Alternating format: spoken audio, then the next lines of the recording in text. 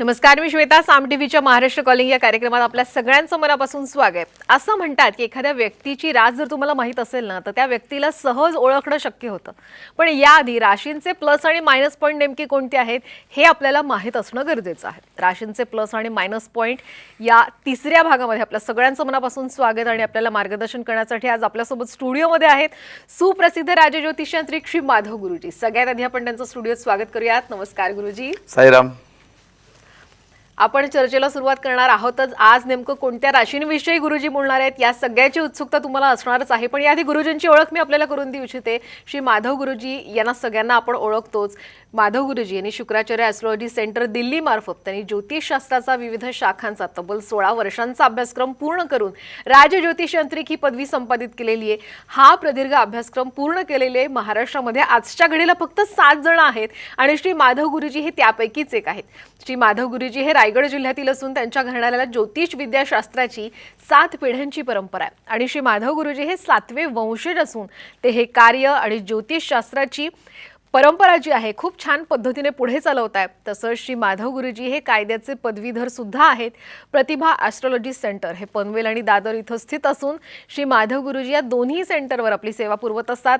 श्री माधव गुरुजी यांना भेटण्यासाठी आपण पनवेल या सेंटरवर सोमवार ते शुक्रवार या दिवशी आणि प्रत्येक शनिवारी आणि रविवारी शिवाजी पार्क दादर इथं आपण गुरुजींना भेटू शकता.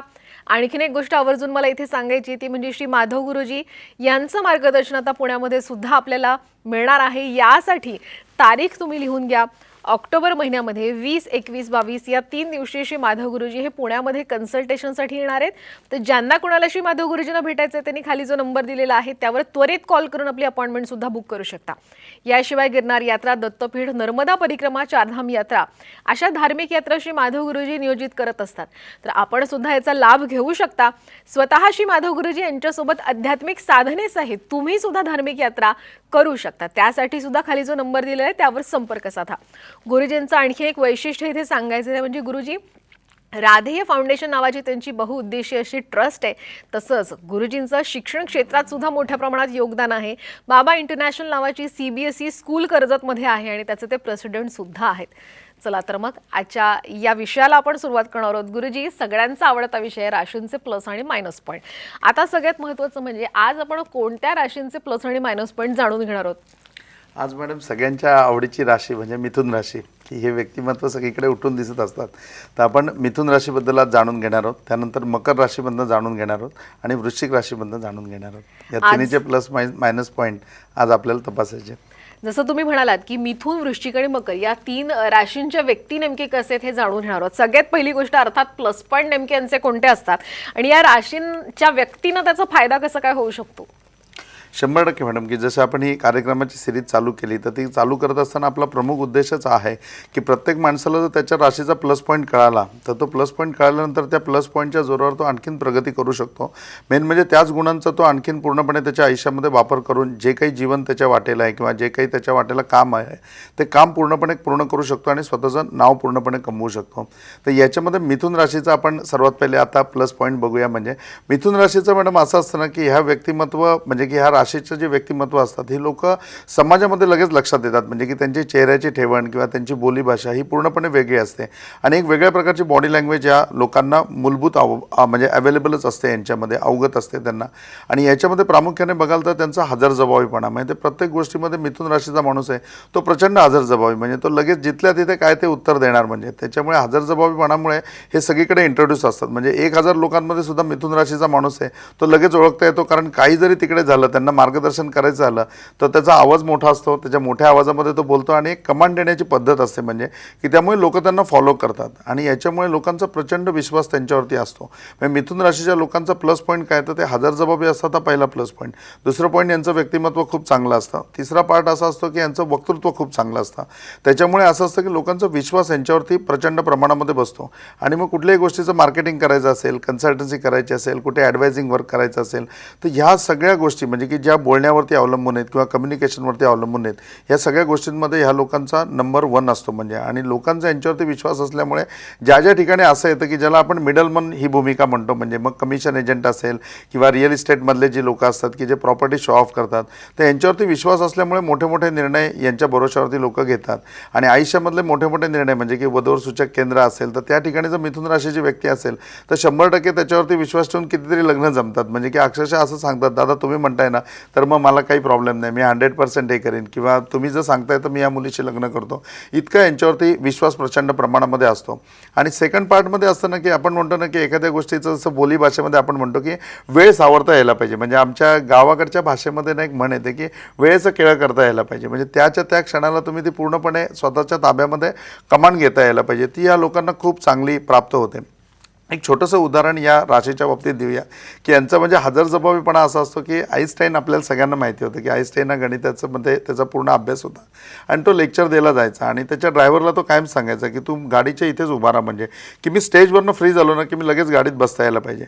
पण तो नेहमी इकडे तिकडे असायचा. शेवटी असं केलं की त्यांनी सांगितलं नाही, तू माझ्याबरोबर यायचं आतमध्ये आणि पहिल्या खुर्चीवरती तू बसायचं. तर मग तो समोरच्या खुर्चीत बसला. एक दिवस तो उठून गेला. आईन्स्टाईनने त्याला विचारलं की तू का उठून गेलास? तो म्हणतो कंटाळलो मी तुमचं लेक्चर ऐकून म्हणून, आणि मला तर आता इतकं पाठ झालं ना, मी तुमच्यापेक्षा चांगलं लेक्चर देऊ शकतो म्हणजे. तर आईन्स्टाईनला त्याचं फार कौतुक वाटलं. मग दुसऱ्या दिवशी आईन्स्टाईनने सांगितलं की आज असं कर, मला काय या कार्यक्रमात विशेष कोणी ओळखत नाही, तूच जाऊन माझ्या जागेवर लेक्चर दे. आणि मग आईन्स्टाईनचे कपडे त्यांनी घातले आणि ड्रायव्हरचे कपडे आईन्स्टाईननी घातले आणि मग त्या कार्यक्रमाला तो आला. स्टेजवरती गेल्यानंतर तो मिथुन राशीचा होता, त्यामुळे त्यांनी एकदम लाजवाब भाषण केलं. कुणाला शंकाच वाटली नाही की आईन्स्टाईन बोलत नाही आहे. फक्त समस्या अशी झाली की त्याच्यामधनं त्या ऑडियन्समधनं एक व्यक्ती उभी राहिली आणि तो म्हणला, अहो मला मॅथच्या ह्या फॉर्म्युलाचा प्रॉब्लेम आहे म्हणून. ते बघितल्यानंतर आता आईन्स्टाईन टेन्शनमध्ये आला की आता लोकांना खरं बाहेर पडेल. तर म्हटलं तुमचा प्रॉब्लेम काय तर सांगा. तो प्रॉब्लेम ऐकला आणि म्हणतो की अरे काय तुम्ही मला प्रश्न विचारता, याचं उत्तर तर माझा ड्रायव्हर पण देईल. आणि त्याने ड्रायव्हरकडे बोट दाखवलं. मग ड्रायव्हरच्या वेशात आईन्स्टाईन होता, तो उभा राहिला आणि त्यांनी उत्तर दिलं. मग थोडक्यामध्ये एखादी परिस्थिती ते काय करतायत ह्याचं त्यांना पूर्णपणे कंट्रोल असतो आणि त्यांच्या हजरजबाबीपणामुळे ती गोष्ट बेमालूमपणे ते म्हणजे की पूर्णपणे क्लिअर करतात. आणि विश्वास यांच्यावरती अतूट असतो की ज्याचा त्यांना वैयक्तिक जीवनामध्ये खूप फायदा होतो. या व्यक्तींच्या बाबतीमध्ये जर त्यांनी म्हणजे की स्वतःवरती फोकस केला तर ते स्वतःला कुठच्याही लेवलला नेऊ शकतात. कारण ऑलरेडी कुठल्याही याच्यामध्ये गेलं तर तुमचं बोलणं चांगलं असेल तर तुम्ही पुढे जाऊ शकता. आणि या लोकांचा प्लस पॉईंट हाच असतो की यांचं बोलणं खूप चांगलं असतं.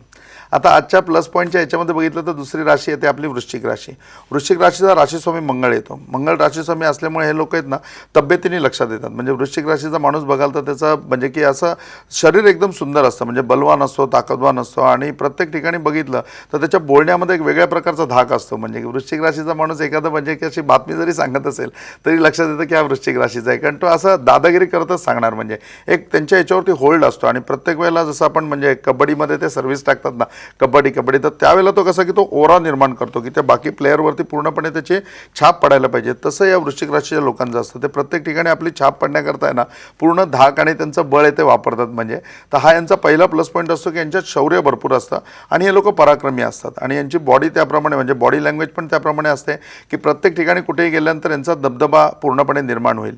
दुसरी गोष्ट आहे प्रचंड हिशेबी असतात लोक. म्हणजे की कोणी आपल्याकरता काय केलं आहे, आपण त्याच्याकरता काय करायला पाहिजे हे मोजून मापून असतं. आणि हिशेब प्रत्येक गोष्टीचा असतो, त्यामुळे व्यवहार खूप चांगला असतो. म्हणजे की एक तर सर्वात पहिली गोष्ट म्हणजे यांच्या तब्येतीकडे बघून किंवा यांच्या बिहेवियरवरनं कोणी यांच्या म्हणजे की व्यवहारामध्ये फसवण्याकरता किंवा व्यवहारामध्ये कुठे गैरफायदा घेण्याकरता जातच नाही यांचा. पण याच्या व्यतिरिक्त हे सुद्धा वेळेचे पक्के असल्यामुळे व्यवहारामध्ये खूप क्लिअर असतात. म्हणजे की वृश्चिक राशीच्या माणसाबरोबर तुम्ही खूप चांगला व्यवहार करू शकता किंवा तो चांगल्या प्रकारे व्यवहारामध्ये पुढे जाऊ शकतो. त्याचबरोबर तिसरी गोष्ट म्हणजे की शौर्य पराक्रम या गोष्टींमुळे ज्या ज्या ठिकाणी संरक्षणात्मक विषय येतात किंवा पोलीस खातं झालं किंवा मिलिटरी वगैरे झाली, ह्या याच्यामध्ये या लोकांचा अग्रगण्य क्रमांक असतो. कारण त्यांची शरीरयष्टी चांगली असते, ते बलवान असतात, शरीर सुंदर असतात, ताकदवार असतात, त्याच्यामुळे या ठिकाणी पूर्णपणे ते जातात.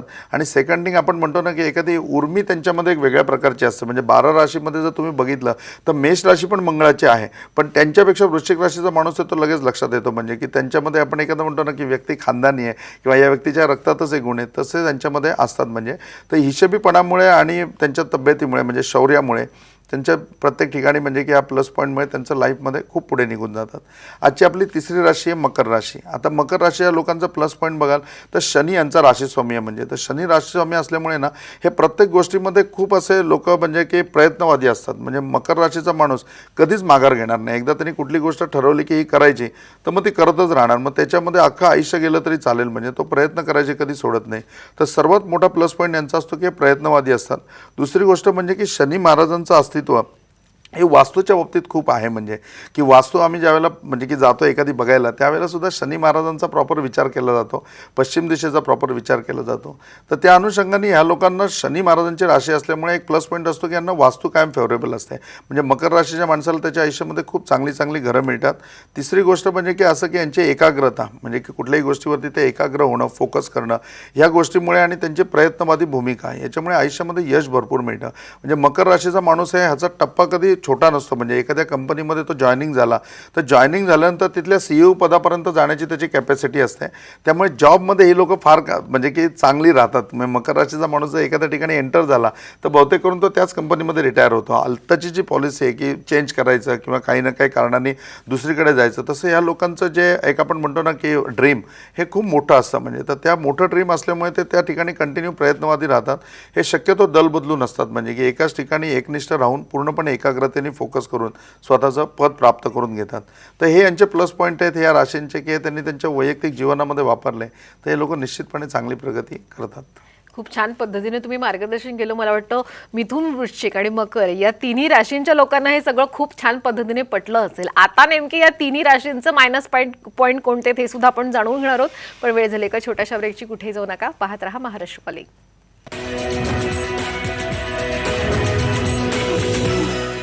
ब्रेक नंतर पुन्हा एकदा आपल्या सगळ्यांचं स्वागत. राशींचे प्लस आणि मायनस पॉईंट आपण जाणून घेतोय. तिसरा भाग चालू आहे. आज आपण मिथुन, वृश्चिक आणि मकर या तीन राशींचे प्लस मायनस पॉईंट जाणून घेतोय आणि आपल्याला मार्गदर्शन करण्यासाठी श्री माधव गुरुजी स्टुडिओमध्ये आहेतच.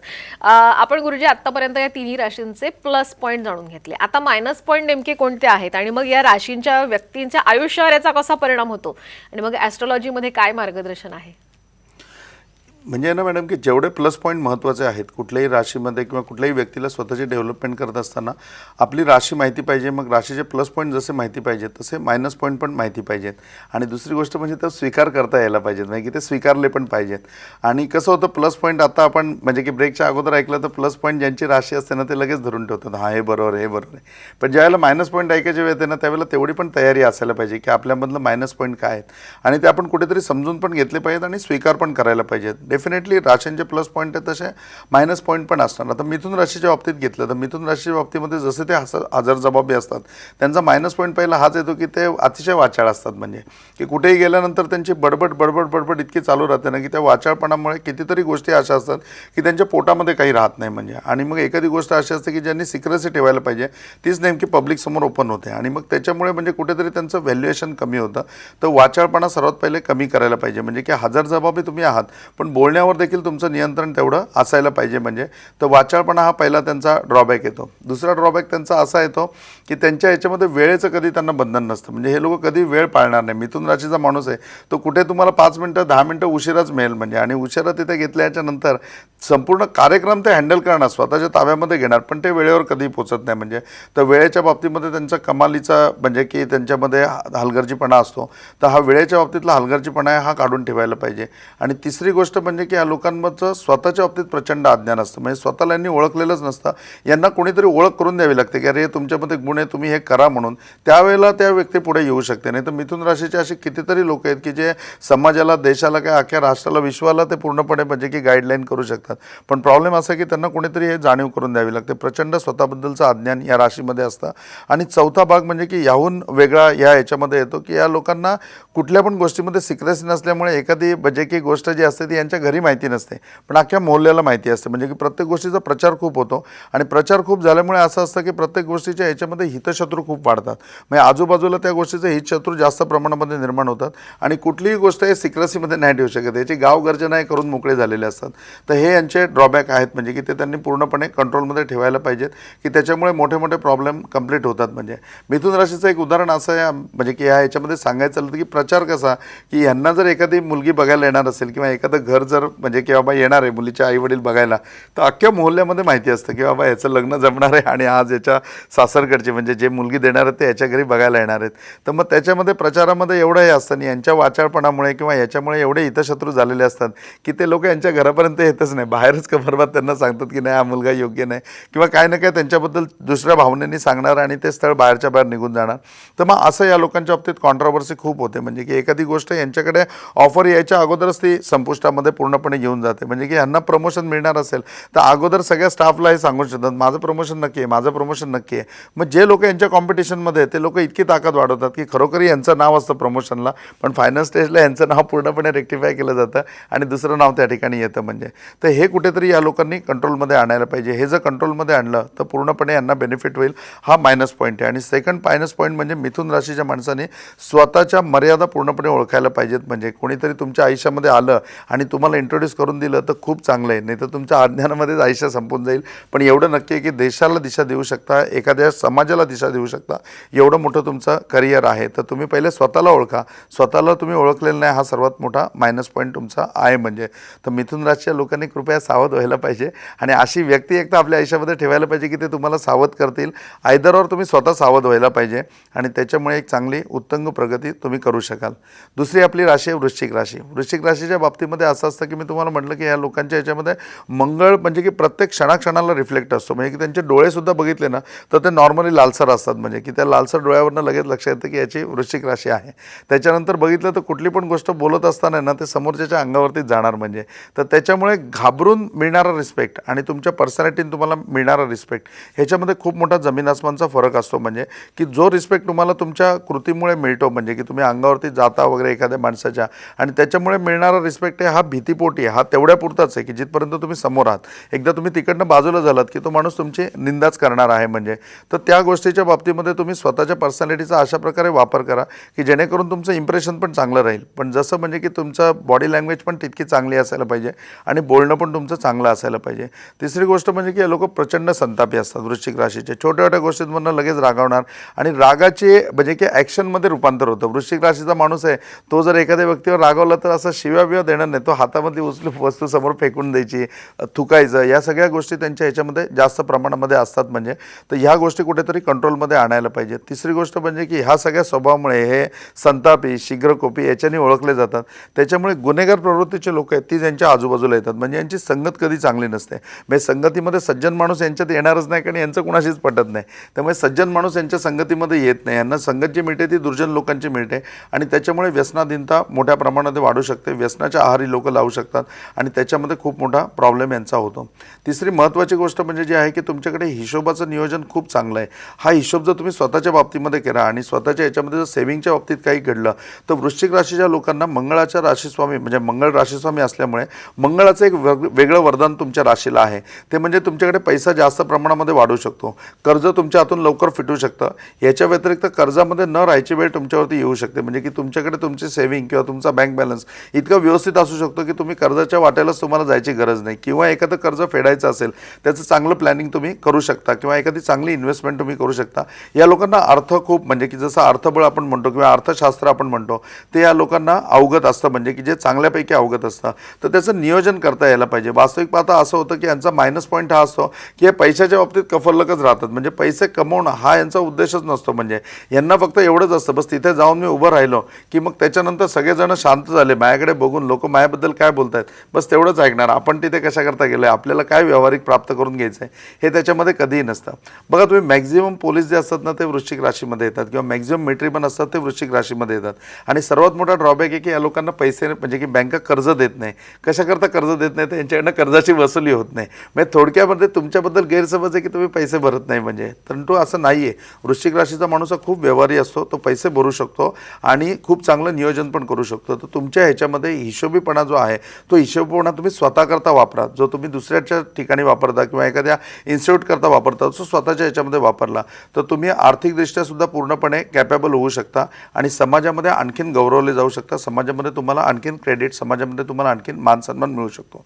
तिसरी येते ती म्हणजे की आपली मकर राशी. आता मकर राशीचा राशीस्वामी शनी म्हणल्यानंतर सर्वात मोठा विषय असा येतो की यांना कुठल्याही गोष्टीमध्ये इमिजिएट सक्सेस मिळत नाही. सगळ्या गोष्टीमध्ये यांना सक्सेस मिळतो पण खूप लेट होतो. म्हणजे फायनलाइज मी म्हटलं ना की ह्या लोकांचं ग्रहांचा प्लस पॉईंट आहे की हे कुठेही नोकरी बदलणार नाही किंवा दल बदलूपणा करणार नाही, हे एकाग्र राहतील. पण प्रत्येक गोष्टीमध्ये डिले खूप होतो. हे प्रयत्नवादी असतात म्हणून हे सक्सेस होतात, परंतु प्रत्येक गोष्टीमध्ये यांच्यात डिले होतो. तर ती गोष्ट वेळेमध्ये करण्याचा प्रयत्न करा. जर तुम्ही प्रयत्नवादी आहात, तुम्ही चांगले प्रयत्न करताय, तर यश पण 100% तुम्हाला वेळेत मिळायला पाहिजे. दुसरी गोष्ट म्हणजे अपूर्णता.